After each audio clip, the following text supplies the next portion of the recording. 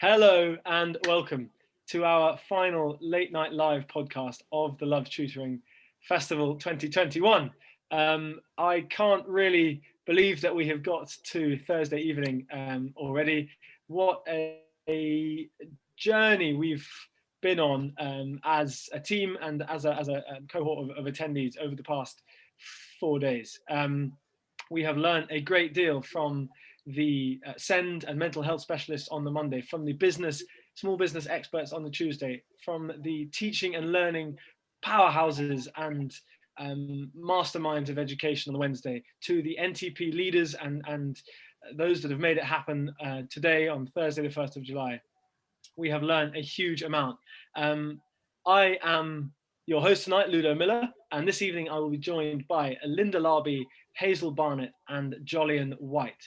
Now, as a brief introduction to the three of our guests this evening, Linda is a university researcher at the Institute of Education at UCL, has recently completed an MSc in child development, and is a tutor with Manning's Tutors, coordinating their efforts with partner schools as part of the NTP. Linda is also excitingly leading our very first gratitude circle tomorrow morning on Friday, the 2nd of July, from 9 till 10 a.m. BST. So watch out for that. Hazel has been in the tutoring game for longer than most tutors that we've come across. Hazel is an active and engaged community member and draws on her MEd in maths education and dyslexia to find solutions to every issue, concern and query for both students and fellow tutors. So thank you for joining us here, Hazel. Our final guest this evening is Jolyon White.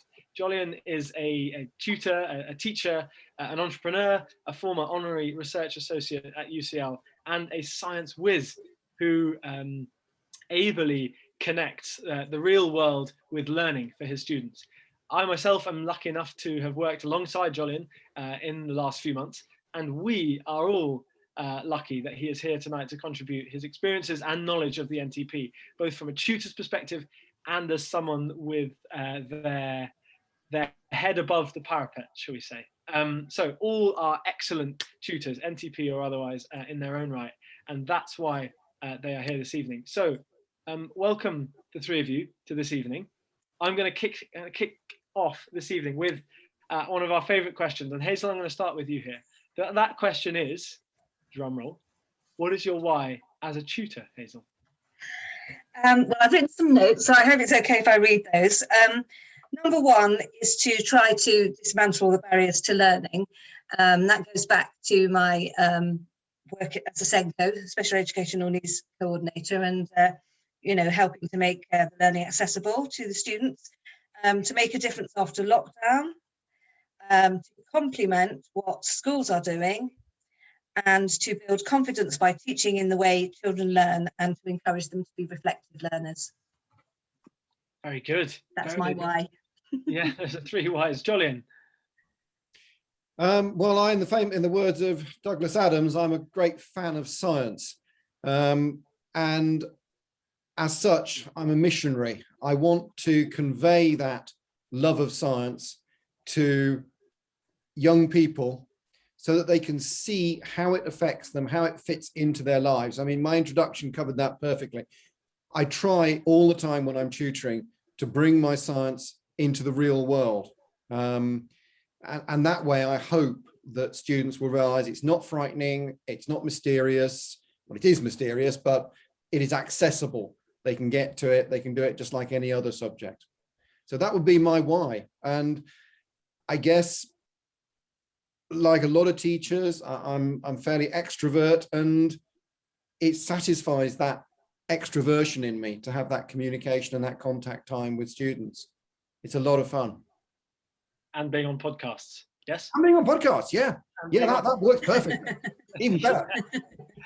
You just have to go and press the mute button every now and again, Ludo, to shut me up, okay? Linda, can I turn to you? Can you try and follow that answer from Jolyon? I'll try.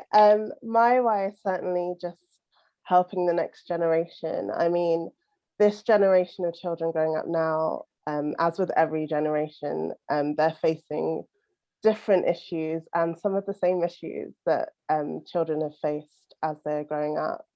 And I was lucky enough, and I'll talk more about this in the gratitude circle tomorrow, but I was lucky enough to have amazing tutors and teachers in my life. And I think they really instilled in me the sort of qualities that a good tutor would have. So I'm sort of passing that on to today's generation. And I've really enjoyed being involved with education. So I used to be a teaching assistant for around 4 years, and that inspired me to do my master's in child development. And then I think naturally I came into tutoring just wanting to get even more involved with this generation and supporting them in the way they need.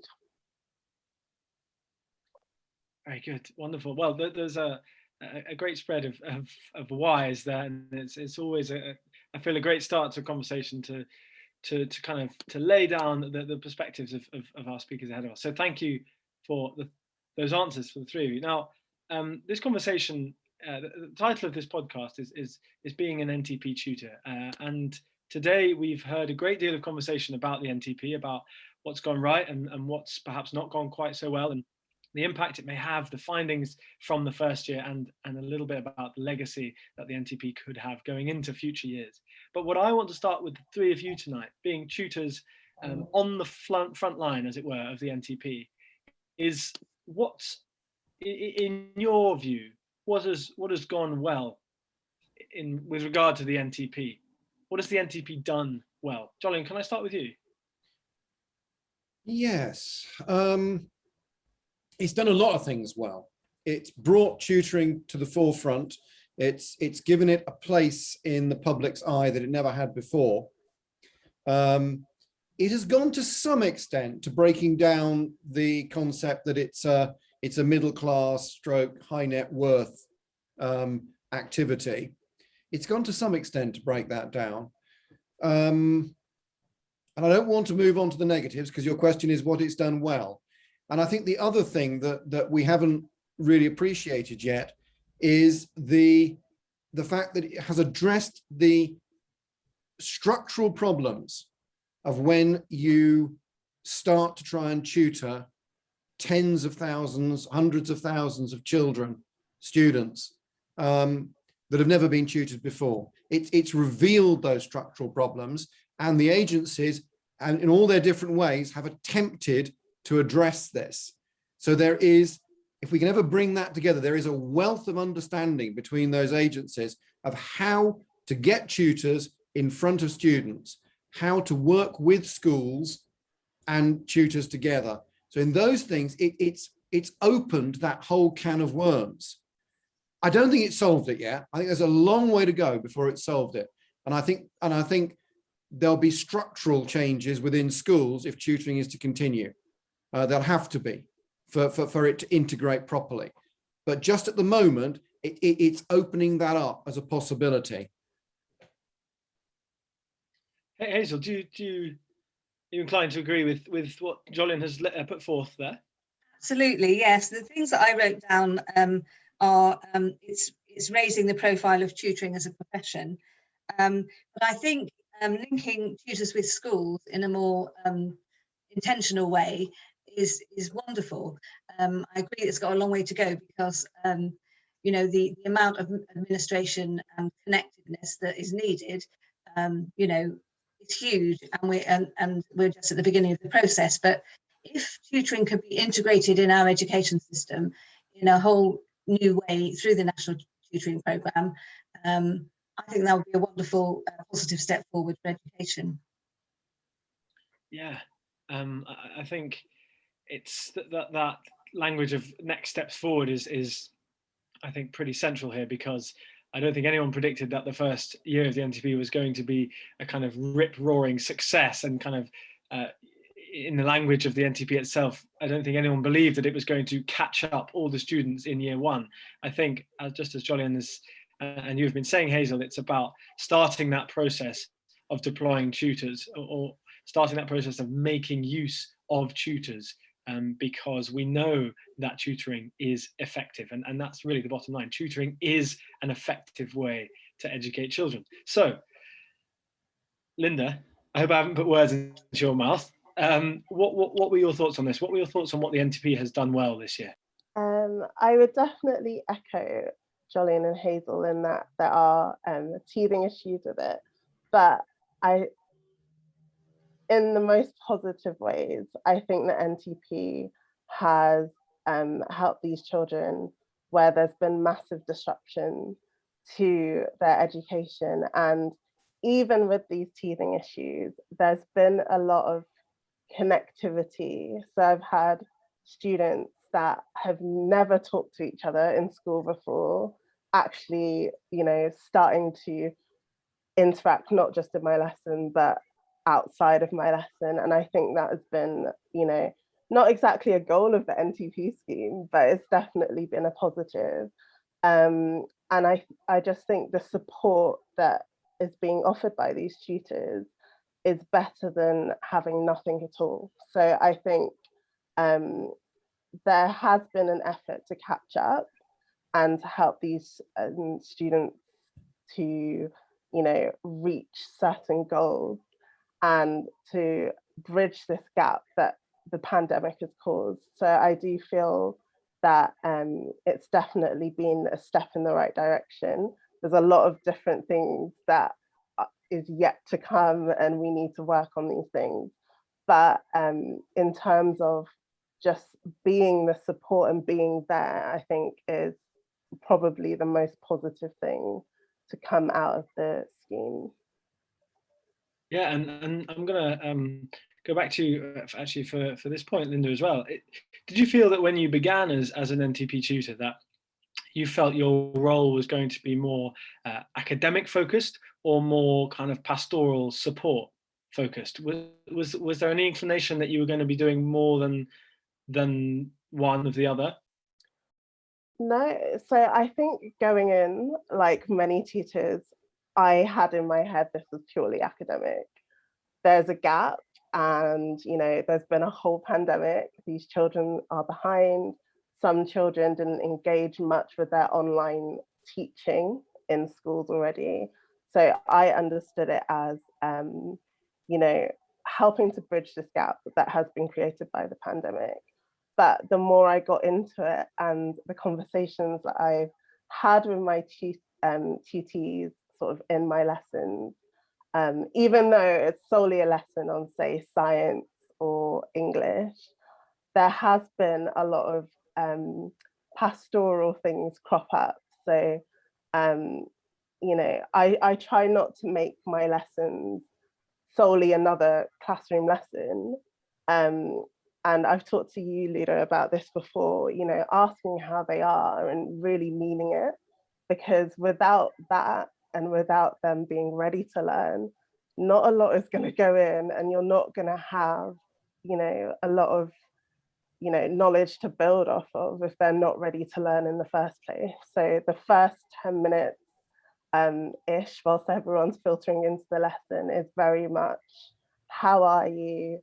The icebreakers that I normally have in my lessons, and just gently getting into the flow of learning. So I think now, it is a mixture of both for me. Yeah. Jolyon, would you say that your expectations of what your role was going to be at the start, do you think those were borne out? Yes, they were. I mean, I've taught in classroom, I've taught science in secondary schools, and I think the problems go back way before the pandemic. The pandemic has simply highlighted difficulties and issues. I think we're running schools with classes that are very large, and we're running classes of 35, even in some cases 40 children in a class with a single teacher. And with the best will in the world, you're going to be doing a lot of crowd control in that. Now, there are outstanding teachers, and they do survive, and they do teach, and some students come out of that well. But, if a student misses something in a class that size, the chances of catching up without some small group teaching in there to support is very unlikely they're going to catch up. I had 3 students this morning that I was tutoring, and they're I mean, initially I said, you know, do you like science? Just an opener. I've never taught them before. No, we don't like science. Okay, why don't you like science? What is it about it that you don't like? The teacher goes too fast. Well, the teacher's got no choice. They've got a curriculum to do. They've got a timetable to hit. They've got to hit particular deadlines because that's what the national curriculum says they must hit. These students are expected to get something between 4 and 6 at GCSE, and yet, you know, talking to them for 10 minutes or so, you know damn well they're capable of getting of 6, 7, even with a little bit of proper teaching. You know they are. They're not stupid. There's nothing about them that's stupid. But I think those problems were there intrinsically in the system before. The pandemic has stimulated the government to try and do something dramatic, and they've picked on tutoring to do that. And I think that's wonderful. I think absolutely the right thing. I don't even call it tutoring. I call it small group teaching, because that's what it is. I'm not teaching single students one-to-one. I'm teaching groups of 3 normally. And that's perfect. I like that. But I think that's where we're coming from. What we're doing, I think, is making a step actually in the right direction for education. Yes, we need them in big groups for some things, and we need good teachers who can do that. But we also need to get them down into small groups and deal with their individual personal needs, rather than thinking of them as just just meat going through a sausage machine. That's where I'm coming from, and that's why I don't teach big groups anymore in a classroom. I teach small groups because I can do a hell of a lot more. I can teach a group of 3. I can't teach a group of 40. I'm not good enough. Well, you have a different skill set, exactly. Yeah. A different mentality. Yeah, Hazel, what kind of group sizes were you tutoring? Were you tending to be one-on-one, or were you tending to be small group? In the past, you know, going back years and years from when I started in 1991 and then went into different directions and then back again into tutoring, it was always one-to-one. So this small group tutoring is a whole new dynamic for me. And to be quite honest, the first time when I had 3 students I'd never met before, I was absolutely terrified. And you know, because I didn't feel confident with the technology, and they didn't have their cameras on. And so I had to rely on voices, and they were from a school in Sheffield. One of them had moved from London. She was easily discernible, but the other 2, I just had 2 Sheffield accents from girls, and I didn't know which one was which. You know, it was just, I found it really hard, and there were technical problems to do with the company. They'd got the wrong link. They'd been sent the wrong link, so they were coming in under the name of the company owner. And nobody could solve this link problem. So, you know, there were all sorts of technical things going on, and me trying to manage Bramble and all of this. So, you know, the first few sessions, I was just really anxious beforehand, I must say. But I've got some groups of 3, some year 8s in one of the schools that I'm working with at the moment. And they're just absolutely lovely. They work well together. And but in the past, I've done class teaching in an independent school, so I've been used to that as well. The bigger group, and then the middle-sized group for literacy support. So I suppose I've done all different sizes, but I'm getting used to the triple. Yeah, I think with the one-to-one, I do like the one-to-one because I've kind of feel I've got a helper gift more than a leadership gift. So I like to just, you know, get to know them one-on-one. But if the person is very shy and awkward, and I feel awkward, then that can be really tense. So yeah, sometimes having the larger number sort of diffuses it a bit, unless they're a bit tricky, like one of them says this one, the other one's just smashed me in the face, and like you've got no camera, so you can't see if anyone has smashed anyone in the face because they're being, you know, just being a bit cheeky. They're in the school setting in that case, so I say, have you got a teacher there watching you? So anyway, yeah, it's been a huge steep learning curve, but I'm glad I've persevered with it actually. So it's a whole new type of career to me, teaching online. Yeah, I mean, I would challenge anyone, yeah, exactly as Hazel says, to have learned as much and as quickly about online tutoring as Hazel has, especially given that, you know, Hazel's been in the education sphere for so long. 3 different platforms I've had to teach on. Yeah, no, I mean, learning one is not enough.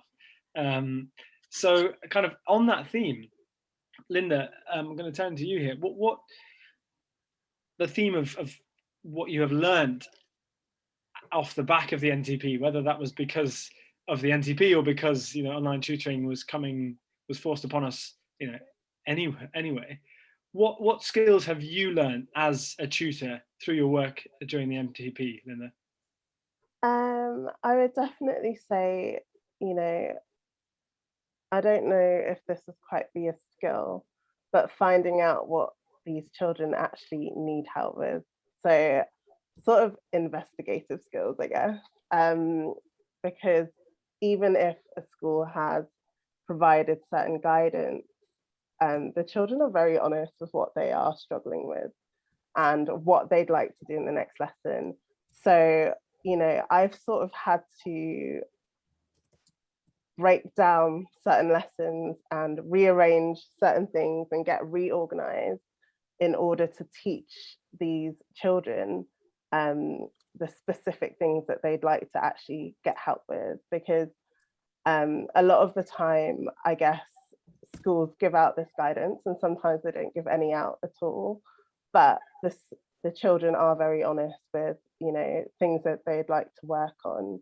So it's a lot of chopping and changing sometimes. It's a lot of finding extra things or thinking on the spot, you know, different ways that you can explain something, different, you know, forms of media that you could use, and, you know, just working on the spot and being able to chop and change as is required, really. Yeah, exactly. So on that same theme, Jolyon, working on the spot, having to be, you know, responsive in the moment in these sessions, because they're probably unlike any other sessions that tutors have had before. And you've just mentioned there one tip that you had about students with their cameras off. How have you found that kind of completely different atmosphere and vibe to these sessions than there has been probably before in your tutoring or teaching career? The first session I had with no camera, it's working with Bramble. Bramble does have a video facility, but it only works on certain devices, and the students on the whole have equipment which is too cheap for it to work. So they don't have video. So normally with Bramble, you're working without. First time I had it, bit disconcerting. And it's disconcerting partly because, you know, as you say, you don't have to be afraid to ask who's speaking, but you know, you don't even know from their names nowadays, or I don't, because I'm not that multicultural enough. I don't know from their names whether they're girls or boys. I've had that. When they're year 9, you know, or even year 10, sometimes it's quite tricky to tell. When they get to year 11, it's easier. But year 9 and 10, it's a bit tricky. So again, you've got to get over this. You just have to get over it and say, yeah, okay, who answered that question? Who's speaking? And eventually you will start to recognize their voices. And, you know, if you say, right, okay, you were out playing football today, okay? And one of them says, you know, well, I'm a girl, I don't play football. Well, my answer to that is, well, why not? I mean, everybody should be playing football nowadays, in my opinion. But you know what I mean? You may ask a gender-based question and the answer comes back a bit odd. But again, you've got to get over it. You just got to not be afraid to ask, you know, are you a boy, are you a girl? You know, who am I talking to? And you just get over it if you need to. Otherwise, just treat them the same. So yes, it is a bit odd, and you don't get the emotional feed. Sorry, you don't get the visual emotional feedback, and that again, there is a whole bit of signaling. But you know, if you were a blind teacher, and there's plenty of those around, you'd have to cope without visual signals. So you just learn to do it. And you do have to ask a lot of questions. You know, there was a thump this morning during my tutorial session that I was doing. And I said, well, what's happened? Oh, somebody's come over and kicked him. Well, okay. All right, fair enough. Has the teaching assistant just left the room by any chance? Yes.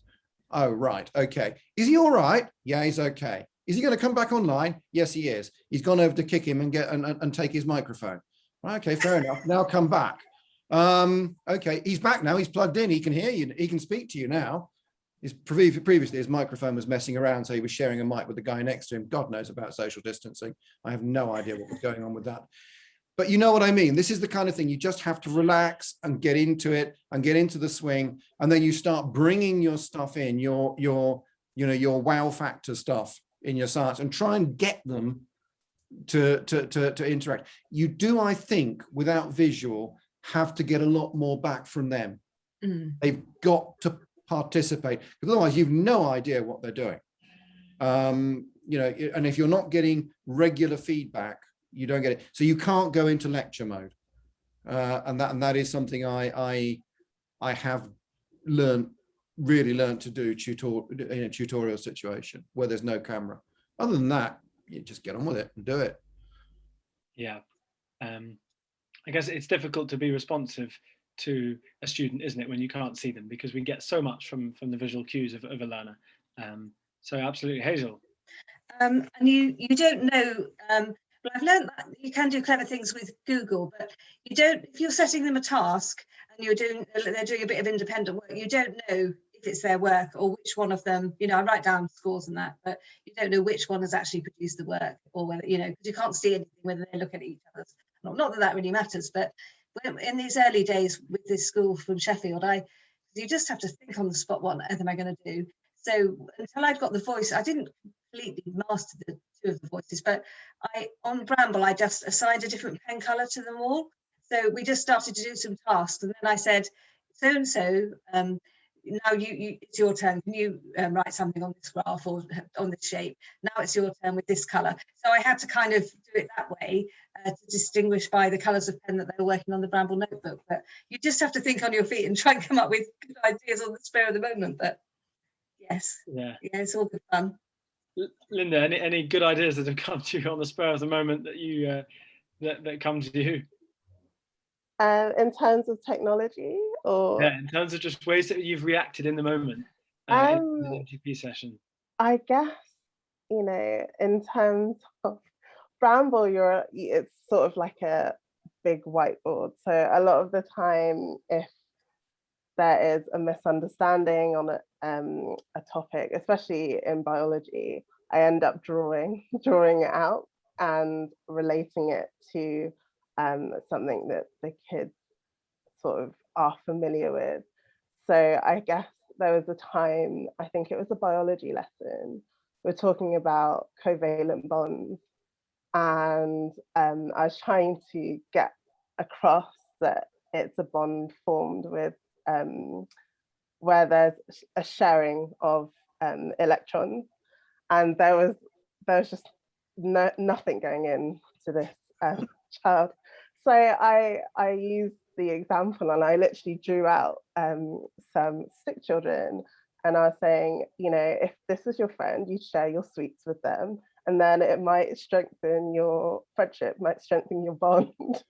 And that was very in the moment, very like, very out there.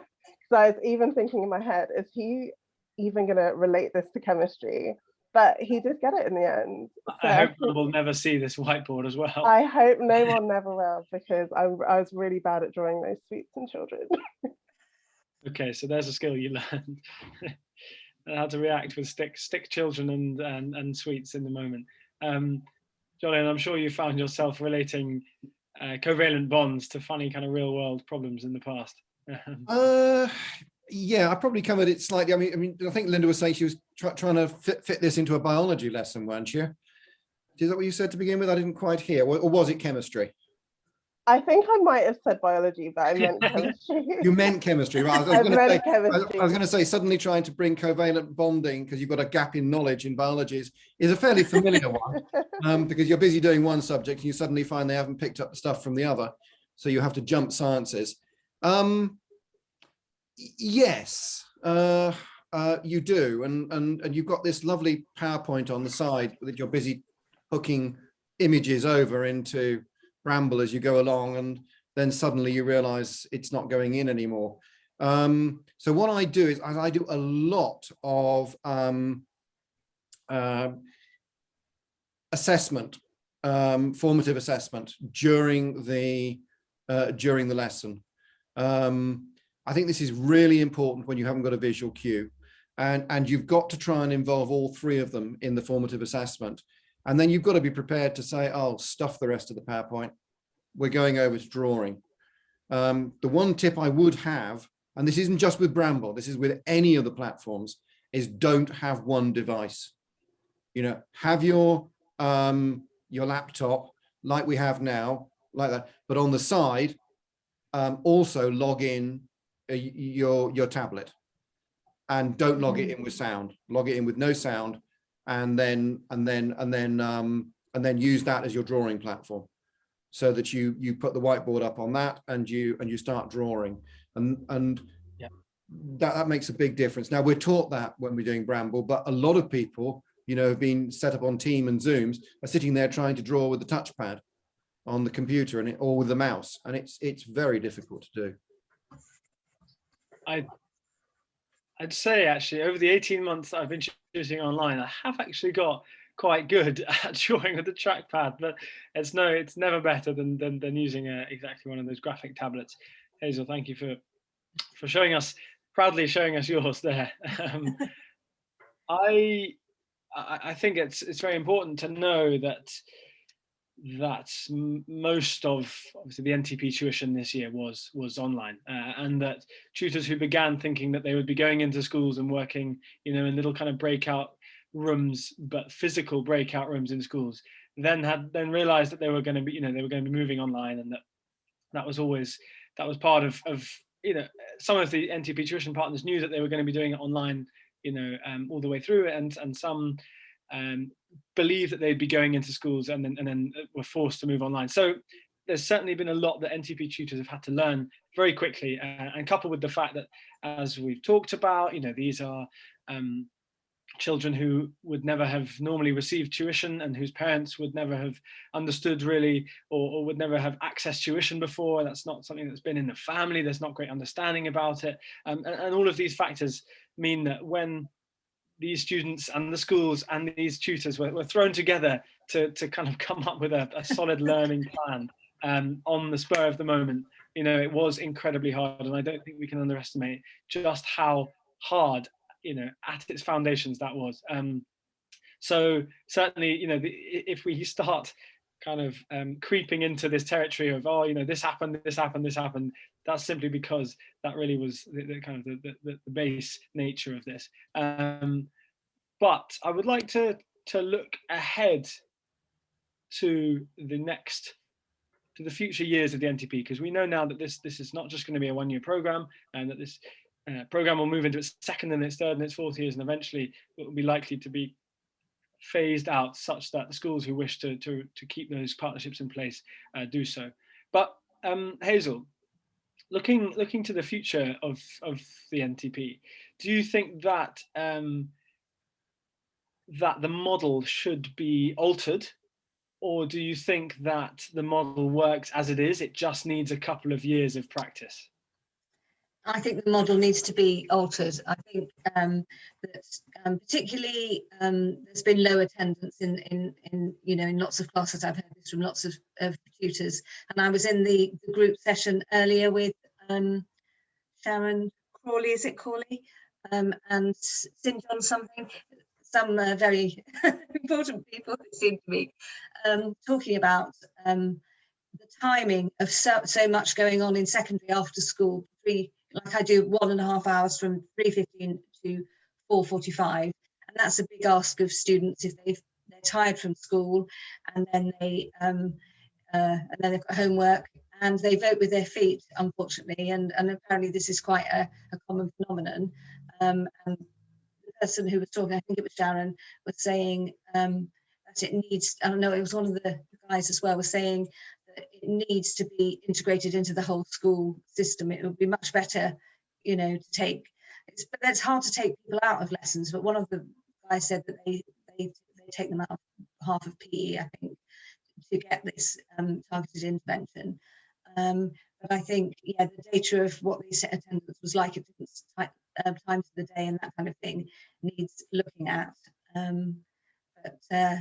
Yeah, I think the basic model's okay, but I think the communication between schools, agencies and tutors could improve. But I know it's been manpower and getting the right people. But one of the good things that came out of this session earlier was this lady Sharon, very enthusiastic. She said, if you want a liaison person between tutor and school, don't go for the head teacher or the Senko or people that are over busy. Get a TA or a class teacher who's really got a vision for it and got the time and the motivation to chase the children up, to inspire them, to encourage them to go along to the sessions.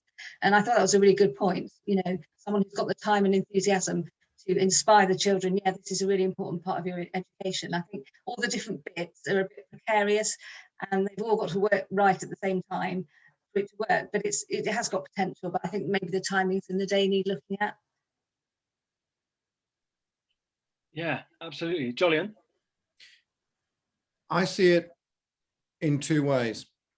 I see an evolution, which is at the micro scale, where we need to improve the system, the way it's working. So compliance, attendance is a really big issue.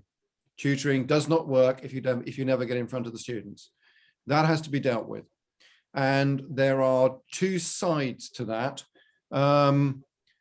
One is getting the link to the school improved, and that's absolutely right. I totally think that is at the moment not good. The interface between the agencies and the schools is not sufficiently good.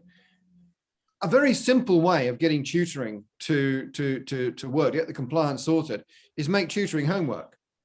And whatever disciplinary procedure you've got for homework, you apply to tutoring. You don't turn up, you didn't attend, bang, C2 or whatever it is you give. I mean, in my school, in my child's school, that's absolutely automatic. He doesn't do his homework, he gets a C2, bang, straight away. No messing. And it's got to be done on time and handed in. And if he doesn't do it again, he'll get another C2 and then he'll get a C3 and he'll be having an evening detention. So if you built it into that system, then it's fine. I'm not convinced about the kids being too tired at the end of the day. Some of them, yes, obviously, but they didn't go to bed early enough the night before, and that is a problem with this particular constituency of students. They are tired when they arrive, and basically they're running in the morning on caffeine, and by the afternoon they're probably getting very, very tired indeed. But that's another problem that we need to solve. It's another thing to address, and the tutoring has to address that. So I think there's the micro scale, and that's evolutionary, and the NTP can play a very important role in that. But I also happen to believe that there is something that is revolutionary, and that is bringing small group teaching into the children's lives. And I don't think it has to happen in school. I think it can happen earlier. I mean, German kids don't go to school at 9 o'clock or whatever, they go to school at 7. So we can do a little bit in the morning, and I'm getting work coming through asking for morning tutoring, and they can work later in the evening a little bit. They can go into sort of 7 o'clock. I mean, come off the Xbox. You don't need to go straight on the TV when you walk home. Go on, you're on a computer, right? Well, have half an hour or an hour's tuition. Maybe an hour's the wrong interval. Maybe we should be doing a few 45-minute sessions. And maybe when they're in year 11, we should be doing some hour and a half sessions. I don't know. But we need to bring that in. And then we need to be doing in the classrooms or in the school setting, the things that can only be done there. So yeah, we can't do physical education online. No, we can't do it. We can't do practicals online very well. They have to be done in a laboratory. We can't do field trips, or maybe we should be putting tutors on field trips to help. I don't know, but we don't generally do field trips. So again, those things have to be done through the school. But, once the basic outline of the curriculum has been presented to the student, can the school not then interface with tutors and say, look, please, would you make sure these students have reached this point? By whatever road you need to take them through to get them there, but we want them at this point. And then as tutors, we can then have the flexibility to use our skill and our creativity to take those students, those 3 students, through from where they are and their understanding at that point to where the teacher wants them for the next session. And I think that's the way it has to be going forward. So it's much more like a university model of lecture and seminar and tutorial. And I think we need to have the hierarchy. But when you start doing that, you're starting to talk about having to redesign the physical structure of schools. You know, they don't need, you know, the classrooms have to be different. They have to be more like lecture theatres. And how you staff them becomes different. You probably need more TAs. I don't know quite how it's all going to work out. I don't know. I don't have the answers to everything, but I do think the education system we have is already creaking. It's not broken yet, it's creaking. And I think we need to rethink it, especially as we go forward, having to educate children for a world that we don't even know what it's going to look like. So these children have got to be, as we were learning a couple of days ago from Ian's talk, you know, we've got to make them creative thinkers. They've got to be able to think their way out of problems, and we've got to help them do that. But I don't think, you know, talk and chalk and sausage machine education is the way anymore. I don't think it ever was, really, to be honest. Yeah. Linda, how do you see the NTP, the attitude of the NTP kind of moving forward? I think, like, to echo Hazel and Jolyon, there is a lot of teething issues with the NTP. Moving forward, there has to be some sort of plan in place for things like attendance.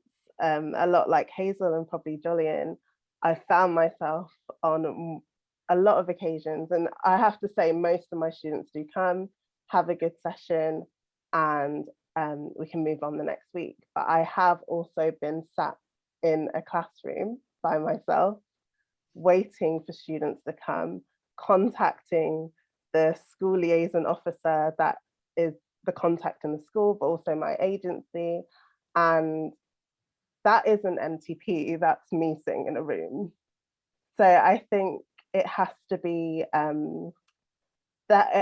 fine-tuned. And I think what the NTP could possibly benefit from is listening to the tutors, maybe having, you know, quarterly or termly meetings with some of the NTP tutors to actually find out what's been going on, evaluating what has been, you know, put through so far. And it's sort of just getting feedback as they go along and trying to fix these issues as we go along as well. I definitely think small groups is going to be the way forward, because I have seen some of my children literally grow so much in confidence, having the first lesson where everyone's almost silent and I just feel like I'm talking the whole lesson, to the end of the session, they're asking questions, building up on each other's answers. And I'm not sure that is going to happen in a classroom of 30 plus students.